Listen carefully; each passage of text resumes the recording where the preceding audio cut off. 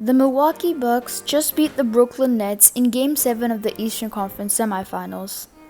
What's up guys, it's Krishna, and there are 3 reasons why the Bucks beat the Nets in this series.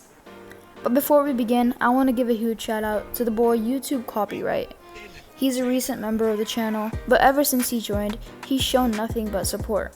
He's a fun guy to talk to. I'm a fun guy. And he is pretty knowledgeable as well, where he clearly states his opinions on whatever the topic is, and I sometimes agree with him so much that I gotta change my own opinion. And thank you to others as well who watch my videos and like the videos because y'all are so supportive. With all that being said, let's get into it. 3 reasons are in order of lesser important to most important, so stay tuned for number 1 because it was a key reason why the Bucks won in this series. Number 3, Jrue Holiday. The Bucks always were a team that was really good in the regular season, but not the playoffs for the past 5 years. That's mainly because of Giannis. But what could Giannis do alone, especially throughout the course of a long 82-game season and the playoffs combined? Fatigue would kick in at some point. That's why he needed a second star, and the Bucks got one. Now Jrue Holiday is not really a star, but he does everything a star does.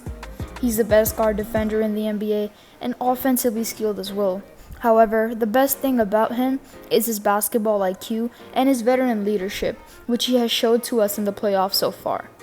He's not a player to provide you 30 points a night, but what he can do is more important than that. He can lock up the best player on the opposite team and can hit timely shots late in the game to help the team win. The most important player in a basketball game is not the best scorer, not the best defender, but the hardest worker on the team. It's the player who does all the dirty work, which includes finding open people, getting tough rebounds, defense, saving loose balls, and hitting clutch shots. This type of a player is a player that is necessary for a team to succeed in the postseason. This is exactly what Jrue Holiday showed us in this series versus the Nets. Throughout the first 3.5 quarters of Game 7, Holiday's shots were not falling and he couldn't seem to buy a point.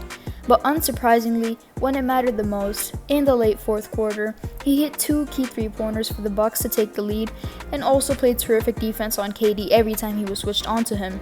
PJ Tucker was the one guarding Durant for most of the game until he fouled out, and since then Jrue contained KD to only 4 points on him.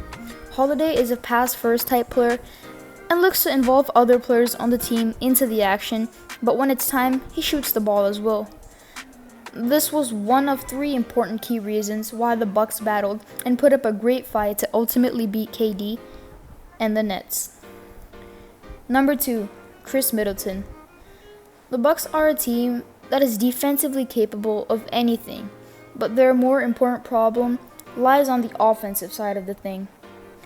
Even with Giannis, the Bucks' offense is not very smooth and enjoyable. That's why they need to grit out some possessions by just driving in the paint and trying to get fouled. One player that really helped that problem this series was Khris Middleton. In the first 3 games of the series, Middleton was not the player that he was in the regular season. But in Game 5 and 6, in Game 6 especially, he ended the game with 38 points and helped the Bucks take the series to a Game 7. Today in Game 7, he wasn't playing too well in the first 3 quarters, similar to Jrue Holiday, but in the last 5 minutes of the game and OT, Middleton was a clutch scorer. He hit multiple off-the-dribble fadeaway mid-range jumpers and also was a really good passer. He was looking to score at all times, but when he saw somebody open, whether that meant he had to do a cross-court pass or threading the needle throughout the paint, he found the open man. Without his clutch performance in Game 6 and 7, the Bucks would have no chance against the Nets and would be eliminated in the semifinals once again. And now, the most important reason. Number 1, Kyrie's absence. In the first 2 games versus the Bucks, the Nets won both of them, and Kyrie was healthy. In Game 3, the Bucks won, but Kyrie was still healthy, but they got that victory. Then in Game 4, in the first 17 minutes of the game, Kyrie suffered an ankle injury and the Bucks won that game, and ever since then, they've been on a roll. Kyrie is a key player to the Nets offense, and he has the second best scorer on the team because Harden is more of a playmaker now instead of a scorer. We all know Irving is an elite ball handler, but his overall game is highly underrated. Maybe that's because KD overshadows his existence, but whatever it is, Kyrie is a master on the offensive end of things. He can shoot threes, finish around the rim, and even dunk the ball without much problem elevating. But ever since Kyrie was out, KD had to play basically every single minute of the game to carry the offensive load. But he was good enough to do that in Game 6 and Game 5, but today he gave it his all and dropped 48 points where he played every single second of the game. He hit a game-tying shot to send the game to OT, and in OT, he attempted another game-tying shot because his foot was on the line, which many of you, I think, do not know. It was actually a two-pointer that he attempted, and he airballed it, which was absolutely fine. Nobody in the world has the right to call KD out for missing that shot. It's so disrespectful for you to say something like that. Because a man can only do so much. Only if Kyrie was healthy this series, this would have been Nets in possibly 5 or 6 games.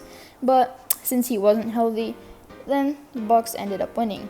This series was a fun one, but I'm disappointed in James Harden the most for not stepping up at all. And this is a huge reason why I think he'll never succeed in the playoffs. I'm not hating, but I'm just saying the truth. I wanted him to make more shots and be more aggressive towards the rim, but he did not.